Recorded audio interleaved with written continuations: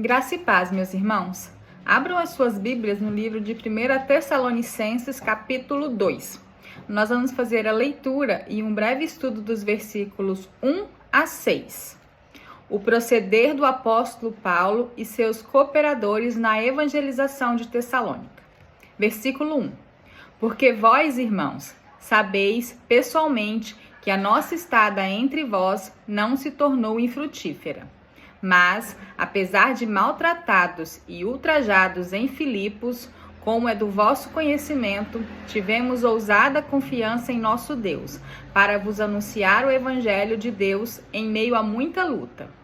Pois a nossa exortação não procede de engano, nem de impureza, nem se baseia em dolo. Pelo contrário, visto que fomos aprovados por Deus a ponto de nos confiar Ele o Evangelho. Assim falamos, não para que agrademos a homens, e sim a Deus que prova o nosso coração. A verdade é que nunca usamos de linguagem de bajulação, como sabeis, nem de intuitos gananciosos. Deus disto é testemunha. Também jamais andamos buscando glória de homens, nem de vós, nem de outros. Meus irmãos, vamos continuar o estudo aqui de 1 Tessalonicenses, no capítulo 2. Vamos ver aqui do versículo 1 ao 6, falando sobre o proceder do apóstolo Paulo na sua missão de evangelização em Tessalônica. Versículo 1. Porque vós, irmãos, sabeis pessoalmente que a nossa estada entre vós não se tornou infrutífera. Aqui, irmãos, apesar da perseguição dos judeus de Tessalônica, Paulo conseguiu levar a palavra e apresentar Jesus a muitos dos tessalonicenses. Versículo 2. Mas apesar de maltratados e ultrajados em Filipos, essa passagem que está lá em Atos 16, como é do vosso conhecimento, tivemos ousada confiança em nosso Deus, para nos anunciar o Evangelho de Deus em meio a muita luta. Aqui Paulo está reforçando que a sua força vem de Deus, que não é dele mesmo, que não é pela sua própria força que ele continua, mas é pela ousada confiança em nosso Deus. Quando ele fala em meio a muita luta, eu quis trazer aqui duas definições, uma bíblica e uma do dicionário, sobre a palavra luta, para que nós tenhamos um entendimento verdadeiro da palavra, o que quer dizer a palavra naquele contexto. Luta na Bíblia, abrangendo tanto batalhas físicas e espirituais, quanto conflitos internos e externos que os indivíduos e o povo de Deus enfrentam ao longo da vida. Já luta no dicionário trata-se de combate, especialmente de caráter esportivo, em que dois adversários desarmados se enfrentam corpo a corpo. Como vocês podem ver, a luta na Bíblia, ela tem um significado muito mais abrangente, muito maior. É muito além daquele combate corpo a corpo, como nós vimos no significado do dicionário. Versículo 3. Pois a nossa exortação não procede de engano, nem de impureza, nem se baseia em dolo. Aqui eu trouxe também, eu já trouxe em outros estudos, mas vale a pena a gente relembrar o significado bíblico também, de exortação. Exortação pode ser encorajar, aconselhar, ensinar, nesse caso de Paulo, estava ensinando, consolar, ou até mesmo repreender alguém, com o objetivo de motivar a pessoa a seguir a vontade de Deus. Trata-se da vontade de Deus, não da vontade de Paulo. A exortação é para que a pessoa siga a vontade de Deus. Isso é muito importante, eu sempre enfatizo isso quando eu estou trazendo algum ensino, alguma reflexão. A palavra que importa não é a minha, não é a do pastor, não é a do padre, não é a do bispo, do presbítero. Não interessa. A palavra que importa é a palavra de Deus. Devemos seguir a vontade de Deus. E onde que nós encontramos a palavra de Deus e a vontade de Deus? Na Bíblia.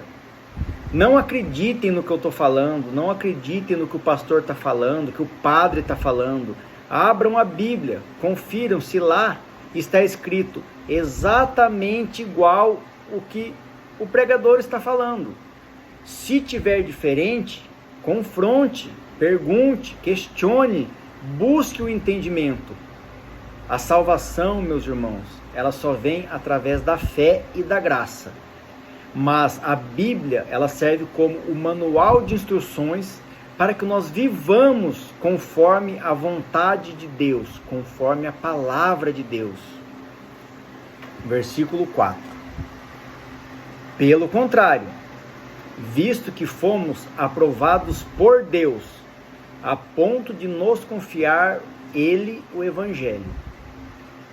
Aqui eu trouxe uma passagem bíblica, como eu sempre costumo dizer, né, que a Bíblia explica a própria Bíblia, a Bíblia confirma o que está escrito na própria Bíblia. Aqui, quando Paulo fala que foi aprovado por Deus e que Deus confiou a ele o Evangelho, nós vemos lá em Atos 9, dos versículos 15 e 16. Mas o Senhor lhe disse, o Senhor aqui que disse foi Jesus, é Jesus falando, vai, porque este é para mim um instrumento escolhido para levar o meu nome perante os gentios e reis, bem como perante os filhos de Israel. Pois eu lhe mostrarei quanto lhe importa sofrer pelo meu nome. Aqui é a passagem onde nós vemos a conversão de Paulo, está lá em Atos 9. Procurem na Bíblia, não acreditem no que eu estou falando, abram suas Bíblias, confiram lá, vê se realmente está escrito isso. Continuando aqui no versículo 4, assim falamos, não para que agrademos a homens, e sim a Deus, que prova o nosso coração. Olha que maravilha, meus irmãos. A pregação do verdadeiro evangelho muitas vezes não agrada aos homens. De quais homens nós estamos falando? Tanto os não crentes, como os crentes meia boca, e principalmente os líderes hipócritas de algumas instituições religiosas. Os não crentes, meus irmãos, podem ser tanto pessoas que não receberam ainda a palavra de Deus, como os que receberam e a rejeitaram. Não crentes, não quer dizer evangélicos, quer dizer crentes, que creem em Jesus Cristo. Os crentes meia boca é aquele crente que vai na missa, que vai no culto, uma vez por semana ele perde uma horinha ali, mas que nunca abriu a Bíblia, que não sabe nenhum versículo, nenhuma passagem bíblica e, consequentemente, não consegue aplicar aquilo na sua vida, não consegue viver conforme a palavra. É o crente que vai lá por uma convenção social e não por uma conversão verdadeira. E o principal problema que os opositores a esse evangelho verdadeiro de Jesus são alguns líderes hipócritas, tanto líderes que promovem a libertinagem, como líderes que promovem a ditadura do evangelho. Nós devemos viver conforme a palavra de Deus, conforme o que está escrito na Bíblia. Não devemos, meus irmãos, pegar trechos isolados para justificar as nossas atitudes. Devemos conhecer toda a palavra e viver conforme a palavra, sem colocar nem retirar nada, sem hipocrisia, sem buscar apenas os trechos que nos convêm. Leiam a Bíblia, a palavra, a verdade está na Bíblia. Não acreditem cegamente nos seus líderes, nos seus pastores, principalmente nos influencers evangélicos que não têm nenhum compromisso com a verdade. A verdade está na Bíblia. Leiam a Bíblia. Lá em João 8,32 diz: conhecereis a verdade e a verdade vos libertará. A verdade está escrita na Bíblia. Versículo 5. A verdade, é que nunca usamos de linguagem de bajulação, como sabeis, nem de intuitos gananciosos. Deus disto é testemunha. Olha que coisa mais linda.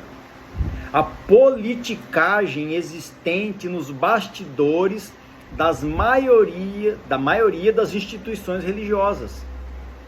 As igrejas ou as instituições religiosas, como eu costumo falar, né? Porque é ruim a gente falar da igreja, porque a igreja era para ser algo santo, era para ser algo totalmente de acordo com a palavra de Deus, mas não é isso que nós vemos em muitas situações. Então eu prefiro chamá-las de instituições religiosas. Existe muita politicagem. Igrejas têm presidentes, têm diretores, tem vários cargos, e para você atingir esses cargos, você tem que fazer uma política, você tem que concordar com o que as pessoas falam, com regras e costumes, com tradições, com burocracias instituídas para dificultar o acesso do cristão à salvação. E isso, meus irmãos, não é de Deus. Se não está escrito na Bíblia, não é de Deus. Se Deus quisesse que nós acrescentássemos algo ou retirássemos algo, Ele não deixaria escrito na Bíblia. Agora, se você não crê que a Bíblia é a palavra inspirada por Deus, tudo que eu estou falando para vocês é vão. Eu estou falando aqui a pregação do que eu creio como cristão, não como membro de igreja. Eu não sou pastor, não sou padre, eu nem participo como membro de nenhuma igreja, mas eu sou cristão, eu leio a Bíblia, eu estudo a Bíblia, e eu procuro viver conforme o que está escrito na palavra de Deus. Por isso estou aqui, gravando, trazendo a palavra do Evangelho, tentando trazer um entendimento de forma simples e objetiva, para que mais pessoas recebam esse ensino, e entendam quão maravilhoso é o agir de Deus na nossa vida.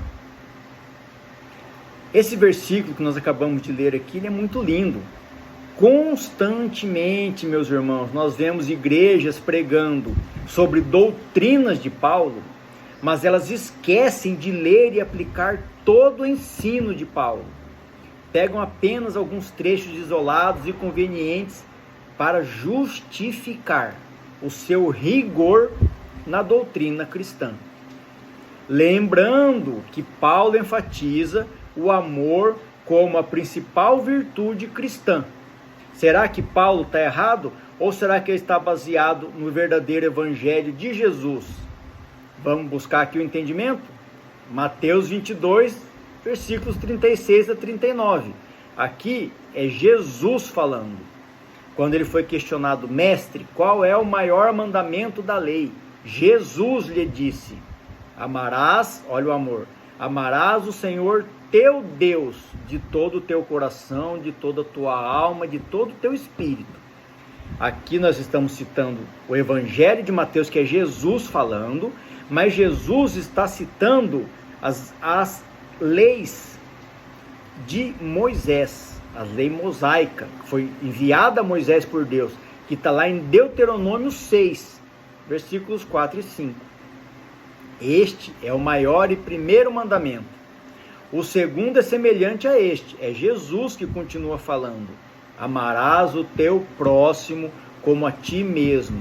Mais uma vez, nós estamos aqui no Evangelho de Mateus, vendo Jesus fazer referência agora a Levítico 19, versículo 18. Não acreditem em mim, abram as suas Bíblias. A verdade está na Bíblia. A verdadeira palavra de salvação está escrito na Bíblia. Versículo 6. Também jamais andamos buscando glória de homens, nem de vós, nem de outros. A pregação do verdadeiro evangelho, meus irmãos, ela não é tão glamurosa quanto nós vemos ou tentamos fazer parecer na pregação da Bíblia. A vida dos homens de Deus não foi uma vida fácil, não foi uma vida bonita. Foi baseada em muito sofrimento, em muita luta, batalha, dificuldades, sofrimento, tanto carnal como espiritual. Essas igrejas que nós vemos hoje em dia, maravilhosas, com show pirotécnico, telões, ar-condicionado, isso não reflete em nada a verdade vivida pelos homens de Deus daquela época. Por esses homens que estão escritos seus nomes na Bíblia. Nós devemos entender qual é o objetivo da palavra nas nossas vidas, o que Jesus queria nos trazer, qual é o ensino que Deus deixou para o seu povo, para que eles realmente fossem o seu povo, andassem conforme os seus mandamentos, para que conquistassem a salvação da nossa alma, porque o Espírito já é de Deus. Não podemos viver pelo nosso corpo, não podemos viver pelos nossos prazeres, pela nossa própria vontade. A verdadeira palavra de Deus, meus irmãos, o verdadeiro ensino, não é o que eu estou falando, não acredite em mim, não é o que o pastor está falando, nem é o que o padre está falando. Leia a Bíblia, abra a sua Bíblia, leia a Bíblia, ali é o manual de instrução, ali é a palavra que Deus quis deixar para nós. Que tudo seja feito para a honra e glória do nosso Senhor Jesus Cristo. Amém.